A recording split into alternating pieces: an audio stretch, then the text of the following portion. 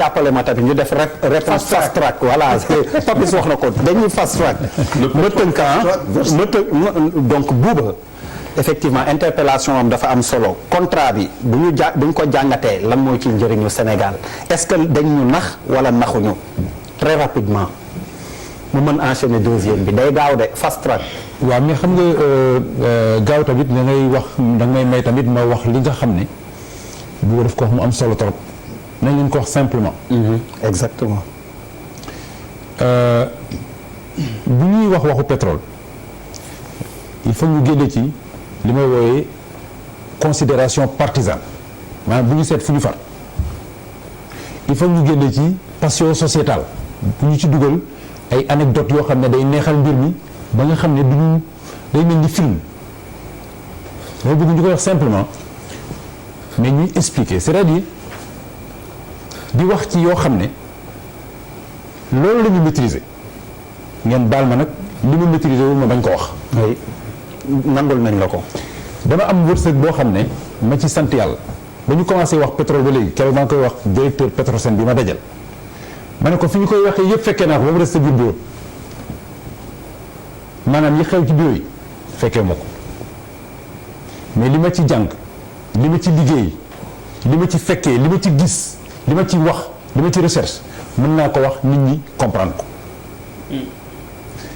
bu njëkk bi mooy Charles dafa posé benn question moo taxoon mu bëggoon ñu teg vidéo bi dafa ne quel est le CV yaa ngi fàttaliku bi ma naan bi bu soog nga ma laaj question bi ci vidéo bi xoolaatee vidéo bi ma ne la kenn mënuñoo nax parce que am na ay présomption yoo xam ne taxaw na ki nga xam ne moo jiitee réew mi ingénieur géologue yaa ngi koy fàttaliku loolu. yaa ngi koy fàttaliku ingénieur géologue te liggéey fa mu jaar wër na réew mi ay Sédhiou ki fu nekk bu fay xool xeer bi pour xam ndax fii am na wala fii amul bokk na ci Petrosen diriger ko ci moom laa xamee luy Petrosen wallahi la azim li may wax sama bàmmeel laa taxaw état musuma fay ñaari dërëm état joxuma ko taxawuma ci benn parti politique di fa yuux mais ñoom ñëpp dama leen xam société civile ñiy wax ñi ñëpp ñu ngi may dégg tey ci télévision bi damay toog ak ñoom di waxtaan ñuy échanger ma leen am na si ñoo xam ne sax maa leen defal formation sur la compréhension des enjeux parce que nag compréhension enjeux yi dafa am solo. Il y a un mois damay fast track de. mais loolu mooy problème bi. il y a un mois ci début koor bi génne naa ci benn communication bi ma déggee benn homme politique. mu ne Total ñi ngi jël suñu pétrole di ko jox Total. ma bind daal ne alerté dama ne. nañ leen encadrer nit ñi wax leen li xew maanaam nit ñi ñu comprendre état bi ne yokk communication bi ba pare mu changer méthode de communication sur le pétrole parce que damay wax ak ñëpp kon war naa mën a xam nag ku ci nekk njort lan ngay xalaat contrat yi dafa am lu ñu ci doon wax répartition yi dafa am lu ñu ci doon wax séddoo bi ngay wax dafa am lu ñu ciy wax pétrole ci ni may demee ci àddina ñi koy seeti di wuti permis yi du ñu mukk ña koy exploité ji ñooñu la ñuy woowee les junior entreprises mooy ay retraités yu doon liggéey ci ay compagnie pétrole mooy ay investisseurs yoo xam ne dañu am xaalis ba wuti ay experts ne leen dem leen ci dëkk yi ngeen xoolal ma dëkk yi ñu ñëw selon degré fulla ba ak fayda ba ca lañ fay fekkee lañ fay fekk dans le cas du Sénégal mën nañu considérer Frank Timis boobu ngeen di wax mën nañ ko considérer comme loolu comme junior dafa dem wuti Cosmos mii fi des loolu la def ca jubilé fële ca Ghana junior la dañuy wut rek bu ñu paree joxe parce que lépp luñ ci def keroog wax naa ko ci benn interview man leen sénégalais yi ñu ngi wax rek waaye ki leen tooñ war nañ koo xool xam nga kan moo leen tooñ seen code pétrolier de 1998 lépp luñ ci def ci code boobu lañ ko def code bi dañ ñëwoon dañuy def benn code boo xam ne ñun xalaatuñu dañuy am pétrole donc dañ koy def incitatif maanaam pour nit ñi ñëw parce que bu ñu yombalul mbir mi nit ñi duñu ñëw code boobu amul appel d'offre amu ci comme lañ koy defee ci marché yi 98 code boobu waxul précisément lan mooy capacité technique ak financière loolu coow la ñu naan Franck Timis parce que nag il faut ñu génne ci émotion ñu wax rek li nga xam ne noonu lay demee capacité technique ak financière nga ne ku ko am rek mu ñëw man nii mun naa ko wuti yow nii mun nga ko wuti ndax ci pétrole capacité financière mooy nga dem ci benn banque daal di ne ko man kat damay dem Sénégal dañu fay wër pétrole man dañ ma ne ma wut si capacité financière yow banque bi du libération de fonds du xaalis bu ma lay jox këyit rek la lay jox daal ne la waaw yóbbul këyit bi ñaata 3 milliards waaw amaana mën naa la jox 3 milliards. ba tey suba boo bëggee capacité technique et financière nga dem ci banque yi jox la ko li may wax banque yi may déglu capacité technique boobu ñu leen di laaj ñu la doon laaj ci code 98 lay wax de code 98 waxuma nag yeesal li ñu ci def. ba mu baax ba xam ne ndekete am lu ci baaxul woon ñu def code bu bees ñu dugal ci ay ngulet yu bëri yoo xam ne mooy répondre tey ci sa question waaye ñu ngi ci code 98 ci loolu la ñuy wax moo ñu tënk ci code boobu la ñu ne la capacité technique bu Franck Timis xam ngeen lan la ay contrat de service lay wuti moom du moom mooy gas dafay dem seeti Buuba Nduur comme noonu nga ko bëggee ñu waxee ko ndax ñun ñëpp ñu comprendre daal di ne Buuba man de fële sama tool ba dañ ma ne il faut ma am koo xam ne moom mës naa bay te yow mës ngaa bay yow sax sama toolu nijaay yaa ko bayoon ana këyit ba la sama nijaay defaloon nga ne këyit baa ngi nii ma jël dem ñëw ba sa doon tool bi daal ne ko sama capacité technique ngi nii Buuba Nduur nii moo ma doon bayal sama toolu maam fële ci Burkina Faso parce que Franck Timis amoon na fa doon na liggéey Burkina Faso xooluñu contentieux de am na fa contentieux xooloon na fa xeex fa kenn seetu ci loolu yëpp nañu xool rek fenn fu mu liggéey xam nga loolu leeral ñu ko woon beneen bi ci am solo mooy séddoo ba comme moom gis na am na droit nag daal di ne man nag léegi dama koy jaay yi keneen waaye Sénégal am na droit ne ko balaa ma ngay jaay man nii ngay jaay Sénégal loolu nga laajte lu tax bon 30% yooyu ñuy wax. Franck Timis jël ko jox ko BP. Cosmos moo njëkk. 90%. Petrosen 10%. Petrosen mooy loxo état bi waaye bu ngeen di wax état yéen ñëpp Petrosen ngeen di wax. waaye état moom du Macky Sall ñii. Petrosen la ñuy wax Petrosen mooy doxal mbir mi yëpp. Petrosen moomu ku fi ñëw day di wut pétrole da ciy bokk 10% génnagul xaalis de moom parce que moom moom yëf yi 90% Cosmos bu mu dem 90% BP 10% Petrosen 90% Franck Timis. c'est ça. du loolu. c'est ça. ñu dem Franck Timis jaay. jël dem jaayi Timis Corporation parce que société am Timis Corporation la tudd. Franck Timis moom ñu naan xamuñu fu mu jógee Samba booy la parce que ñun ñëpp dañoo mettre suñu xol yi jóg ndeysaan ñuy wax di wax ak émotion Franck Timis njëkkoon na fi nekk balaa Timis Corporation ci bloc bii ñu jox Total Petroleum Franck Timis. Africa Petroleum boobu ñu Petroleum Africa ba ñu mooy bloc bi ñu jox Total tey Franck Timis lañ ko njëkkoon jox. ah faut pas oublier l'IGE. am na kon ne koo xam ne dafa tuddoon Ant Oil mi ngi fa woon kenn déggul turam Ant Oil noonu la def ni Franck Timis def jël pare jaay dem moom pétrole la woon ñoom Woodside ñoom ñëpp ci lañ jënd Franck Timis Corporation ci 90% bi mu jël ci jaay Cosmos. waaw mais Bachir.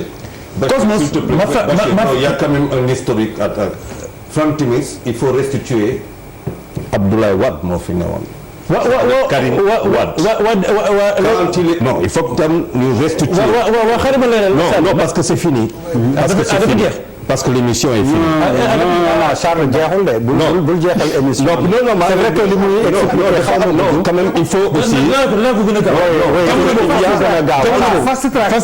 Bachir jamono contrat fast track la ñu signé ak yow bi ngay tàmbali. may leen boobu si jamono yi ñuy wax ni yëpp. waaw Macky Sall nekk pouvoir de. voilà c'est Abdoulaye Wade moo nekk ci pouvoir bi. sam yëf ya commencé ci Samuel Sarr après dem ca Karim Wade. jaaree na ko ci Madické Niang ñooñu ñëpp ñoo fi nekkoon ci nguuru Abdoulaye Wade ñoo doon dox lii yëpp ñuy wax boobu Macky Sall ma nga ca opposition. xamuñu sax ndax dana ñëw wala du ñëw xale boobu nga xam ne mooy Aliou Sall liggéey boobu muy def loolu ñu ngi koy tuddee ci pétrole représentant pays. c'est en 2010. c'est-à-dire boo ñëwee di pétrole waaw def nan la dañuy koo xam ne fa la dëkk ca réew ma mu lay doxal sa courrier administratif la. représentant pays su ma moo tax salaire yi ñuy wax nañu leen ko évacuer. waaw salaire yi ñu ne moom lañ ko doon fay par weer représentant pays. parce que du moom rek moo fi représentant pays xam nga wut saa yéen a ngi fi. ñeneen ñaa ngi fi wut saa yéen. xam nga beneen coow lu noonu ci biir coow. salaire boobu effectivement bu ma ko déggee en tant que sénégalais. je peux me poser des questions. waaw xam nga lu tax xam nga réew mu mel ni Sénégal ñu wax salaire 13 millions dafay doy waar waaye bu ma waxoon salaire yeneen représentant pays sénégalais yi danañ bàyyi Aliou Sall man xaw ma ko défendre ma ko.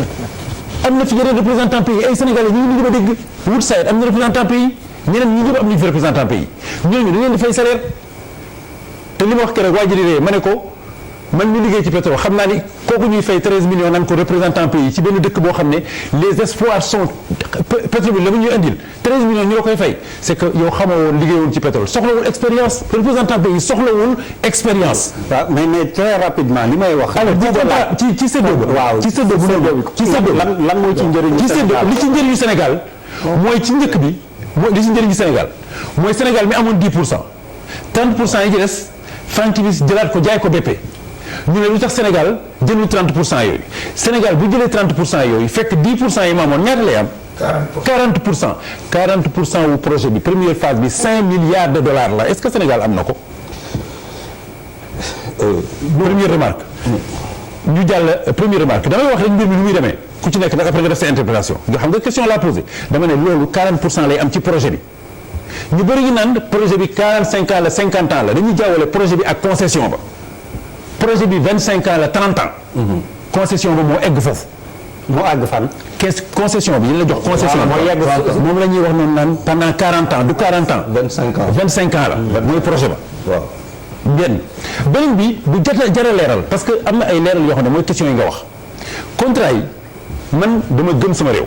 wallahi gëm naa comme ni ngeen ko gëmee yéen ñëpp dama wóolu samay institution du ma leen salfaañe du ma leen nooyal man su may jël samay référence première référence bi mooy sama référence institutionnelle booy wax par exemple da ngay génnee loo xam ne yow ci ni ko comme ni ko Pape Djibi di waxee di joxe preuve mais bu ngeen demee ci loi tel bu ngeen demee ci lii tel man maa dégg ministre du pétrole maa ko dégg defe naa Sénégal yu dégg nañu mu ngi tudd Thierno Alassane Sall ñu laaj ko ni ndax contrat yi baax na ndax jëf yi jaar na yoon ci benn émission l'actage les affaires de la cité. waaw Mamadou bureau yaa ngi fi mu wax ni contrat yi baax na yëf yi jaar na yoon man institution yi laay jël référence beneen référence bi muy jël. mooy bu mujj bi fast track la ñu wax. beneen référence bi muy jël.